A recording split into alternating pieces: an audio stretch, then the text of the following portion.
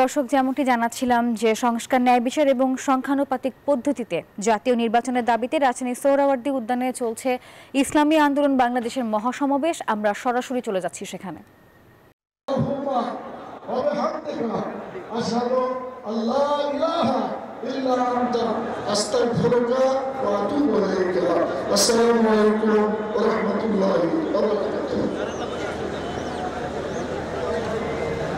সংগ্রামী সাথী ও বন্ধুগণ,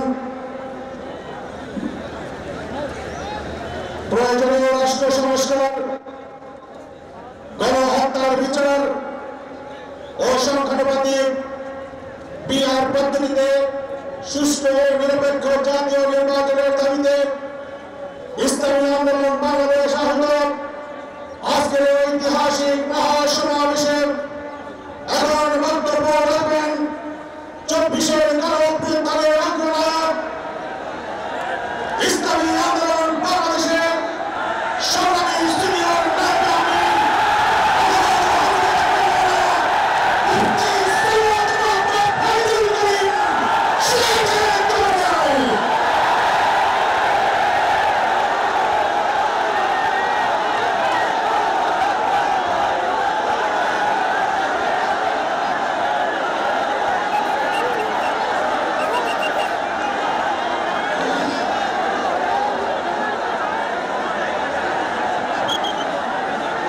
السلام عليكم ورحمة الله وبركاته. اللهم صل على رسولك محمد وأعوذ بالله من الشيطان الرجيم. بسم الله الرحمن الرحيم. إن الحكم إلا لله. صدق الله العظيم. সবাইকে সাল্লাল্লাহু আলাইহি ওয়াসাল্লাম।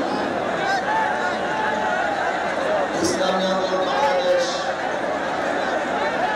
কর্তৃক আয়োজিত আজকে মহাসমাবেশের সম্মানিত সভাপতি আমাদের সিএনএস হযরত শাহুল জামাত আলিয়া মাসুদ বিশ্ব জাতীয় সন্তান শ্রদ্ধা ভাই ওলামায়ে কেরাম, ইসলামী দলের নেতৃবৃন্দ,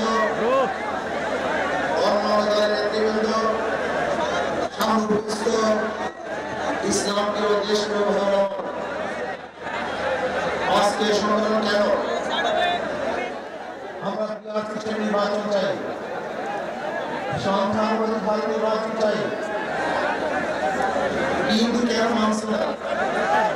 বিএনপিকে দাবি করেছে আমরা জাতীয় সরকার গঠন করব, এটা বিএনপির দাবি। আর জাতীয় সরকার গঠন করার জন্য সবচেয়ে ভালো পদ্ধতি সিস্টেম নির্বাচন। জাতীয় সরকার সর্বদলের অংশগ্রহণমূলক সরকার, আর সর্বদলের অংশগ্রহণ সরকার গঠন হতে পারে একমাত্র সিস্টেম নির্বাচনের ভিত্তিতেই। তাহলে কেন বিএনপি মানুষের কারণটা যেমন বুঝবে না, অবশ্যই বিএনপিকেও পিআর সিস্টেম নির্বাচন মানা উচিত।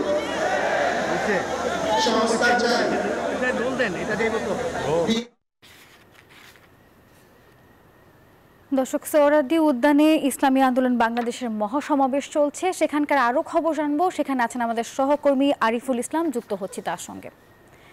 আরিফ, জানাবেন দুপুরে শুরু হওয়া এই মহাসমাবেশে এখন কোন আনুষ্ঠানিকতা চলছে এবং কোন নেতাকর্মীর সাথে আপনার কথা হয়েছে কিনা, কি বলছে তারা?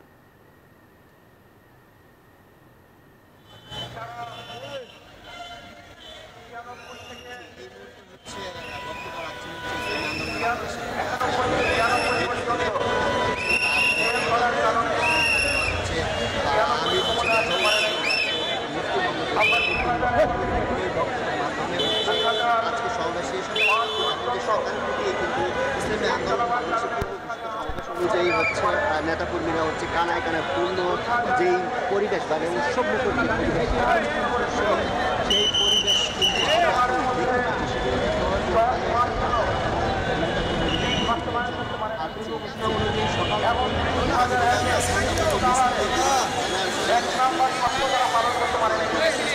চলে এসেছে।